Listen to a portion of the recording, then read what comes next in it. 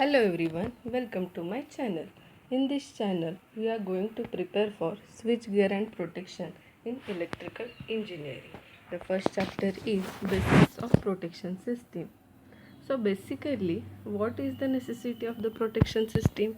Here are some points.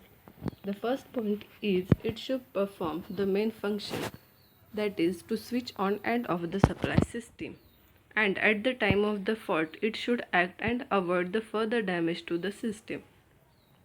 The third point is it should sense the small fault and avoid it to become a large fault which may cause the more damage to the system. Basically, there are two conditions in the power system. First condition is normal operating condition. Second condition is abnormal operating condition. The abnormal condition is where the fault occurs. The first point is definition. The system perform its desired function in desired manner is called as normal operating condition, and the system perform its desired function in undesired manner is called as abnormal operating condition. The second point is magnitude of voltages and currents.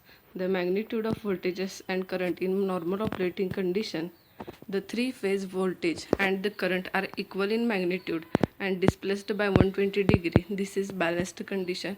In abnormal condition, the three-phase voltages and the current are not equal in magnitude and are not displaced by 120 degree. This is abnormal operating condition. The third point is the current and power flow in normal operating condition is in desired direction and with rated flow.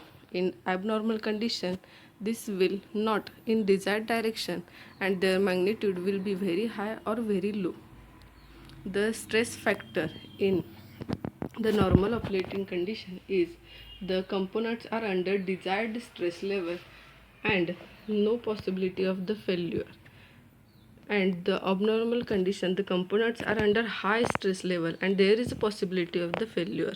The fifth point is safety. The normal operating condition is safe with normal precautions, and in abnormal condition there is a no safe operation with normal precautions. The reliability and the continuity of the supply is assured in the normal operating condition and it is unassured in abnormal operating condition. Here are some qualities of the protection system. First one is quick operation or speed of the protection system. The protection system should be able to sense and clear the fault in minimum time to avoid the damage. So the power system should be quick. The second point is the reliability. The protection system should be reliable and should clear the fault whenever it required. For more reliability, backup protection is provided for every protection system. The third point is discrimination of the fault or selectivity. The protection system should be able to properly discriminate or differentiate the faults and operate for the concerned fault to which it is used. The fourth point is sensitivity. The protective system should be sensitive so that it can operate for rated values of the fault current. Otherwise, the protection system may cause repeated tripping of the power system. The last point is provision of the connecting meters. The protection system should be able to connect the meters like CT, PT, voltmeter, ammeter if required. So basically, what is the fault? What is the definition of the fault? Here it is. It is an condition in a power system in which the current does not follow its desired path and its magnitude changes abnormally.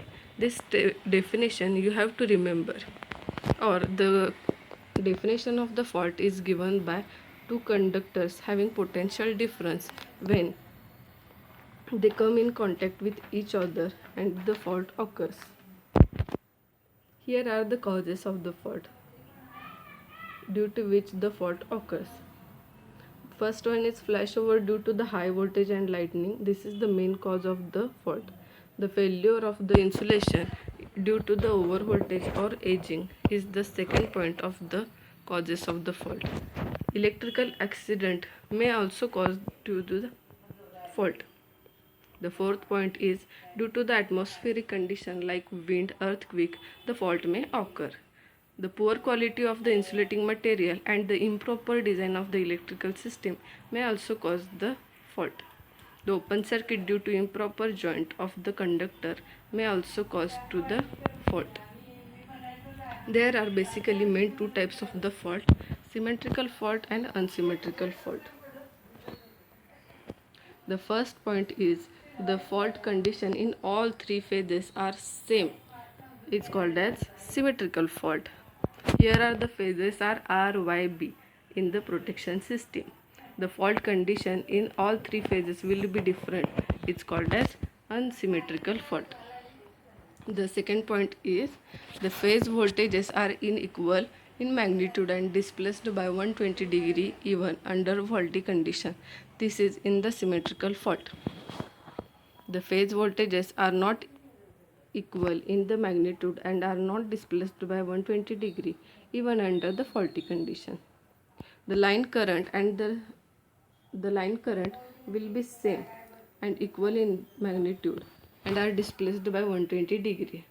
In symmetrical faults, the line currents are not same and equal and are not displaced by 120 degree.